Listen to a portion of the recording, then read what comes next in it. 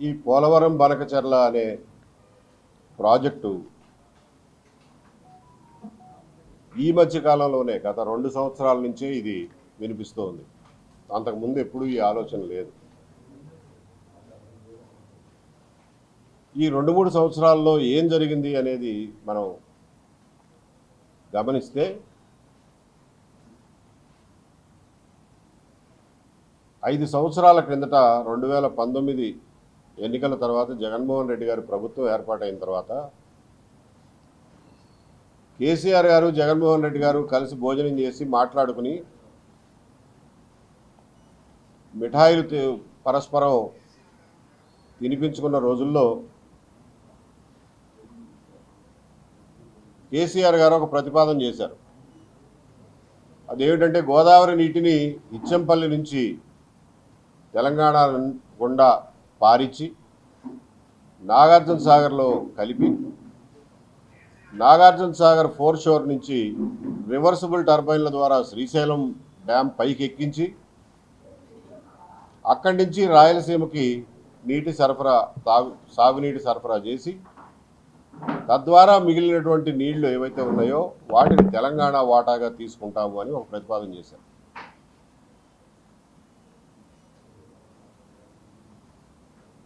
ఈ అయ్యే ప్రాజెక్ట్ ఖర్చులో చెరిసగం వేసుకుందామని కూడా ఆలోచన చేశారు. దాని మీద ఇంజనీర్ల మధ్యన 2-3 సమావేశాలు జరిగినాయి. కానీ అది ఆంధ్రప్రదేశ్ రాష్ట్ర ప్రయోజనాలకి, రాష్ట్ర నీటి హక్కులకి తీవ్రమైన భంగం కలిగించేటువంటి ప్రతిపాదన కాబట్టి అప్పట్లో అందరూ వ్యతిరేకించారు. అదృష్టవశాత్తు అది ముందుకు వెళ్ళాల, అక్కడితోనే ఆగిపోయింది. కానీ ఒక 2 ఏళ్ల తర్వాత మళ్ళా ఇంకొక రూపంలో ఆ ప్రమాదం ముంచుకొచ్చింది. అదే ఈ పోలవరం బనకచెర్ల ప్రాజెక్టు రూపం. కాళేశ్వరం ప్రాజెక్టు పూర్తి చేసుకున్నటువంటి మెగా ఇంజనీరింగ్ సంస్థ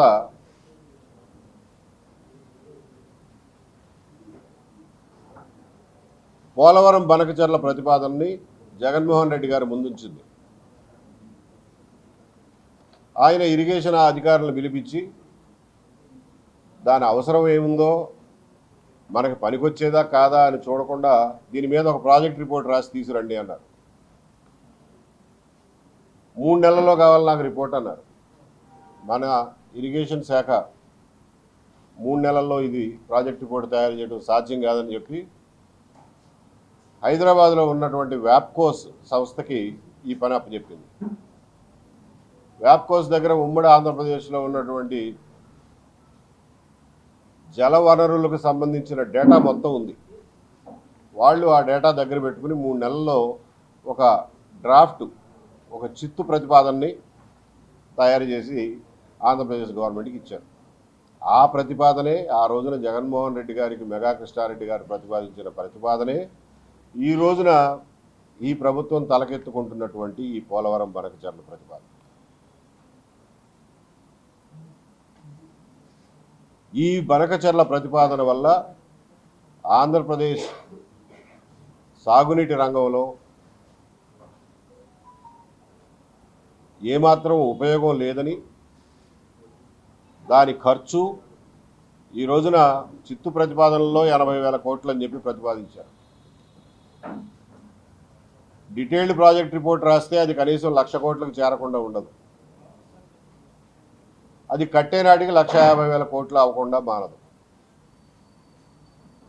ఇంత ఖర్చు పెట్టినా కానీ దానివల్ల ఏమైనా ఉపయోగం ఉందా అని అంటే ఉపయోగం శూన్యంగా పోలవరం నీళ్లు మీరు బనకచెర్ల దాకా తీసుకువెళ్ళి రాయలసీమలో ఉపయోగించుకుంటున్నారు కాబట్టి అక్కడ మిగిలినటువంటి నీళ్ళన్నింటినీ తెలంగాణకి మాకు హక్కుగా ఇచ్చేయాలి అని చెప్పి ఈ బ్రజేష్ కుమార్ ట్రిబ్యునల్ ముందు తెలంగాణ వాదన అందుకునే అవకాశం ఉంది. దానికోసమే ఈ రచ్చంతా, అంతే తప్ప బనకచెర్ల వల్ల తెలంగాణకి ఏదో నష్టం జరుగుతుందని కాదు.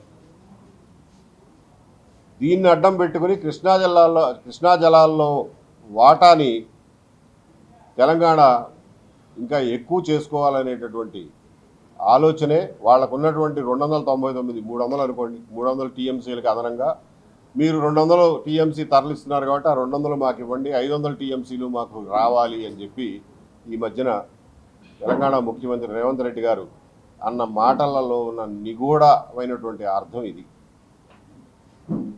కాబట్టి కృష్ణా జలాల నీటి హక్కుని కోల్పోవడమే కాకుండా ఈ ప్రాజెక్టు వల్ల రాయలసీమలో 1 ఎకరం కూడా అదనపు ఆయకట్టు రాకపోవడంతో ఈ ఖరీదైనటువంటి ప్రాజెక్టు ఒక గుదిబండగా మారే ప్రమాదం ఉంది. కాబట్టి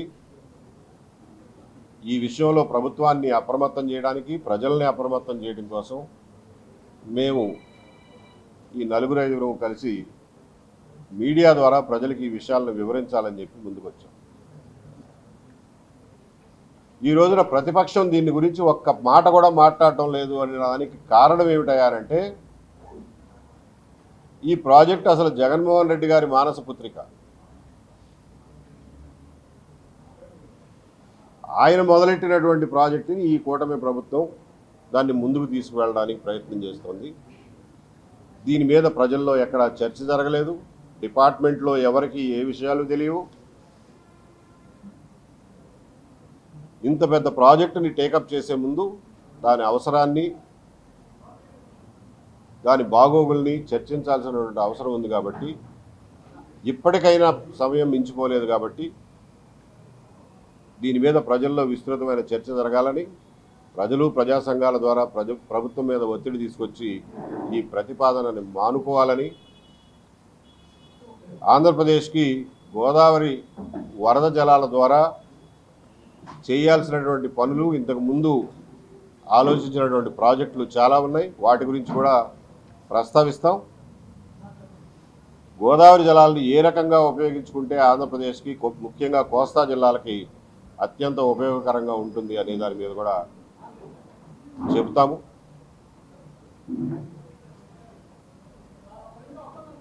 కృష్ణానదిలో ఎప్పుడూ సమయానికి నీళ్లు రావట్లేదు. పైనున్న ప్రాజెక్టులన్నీ నిండితే కానీ కిందకు వదలడం లేదు.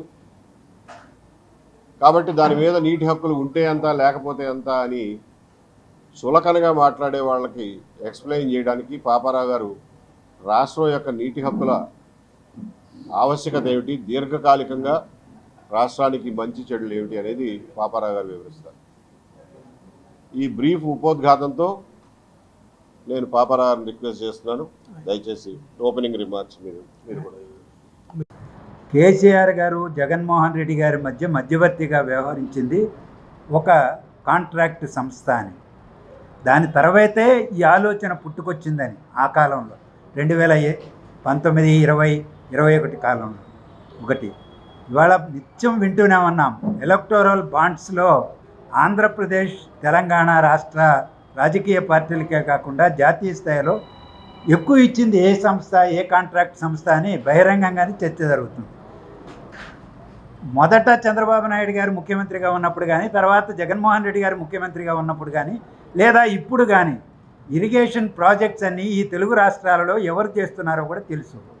అందువల్ల ప్రత్యేకంగా పేరు చెప్పాల్సిన పని లేదు ఇవాళ. అందుకనే ఆ పేరు ముందుకు వస్తూ ఉంది. కాదంటే ఆ సంస్థను వచ్చి చెప్పమానండి. ఇప్పుడు ఒక ప్రాజెక్ట్ కావాలి, భారీ ప్రాజెక్ట్ కావాలి.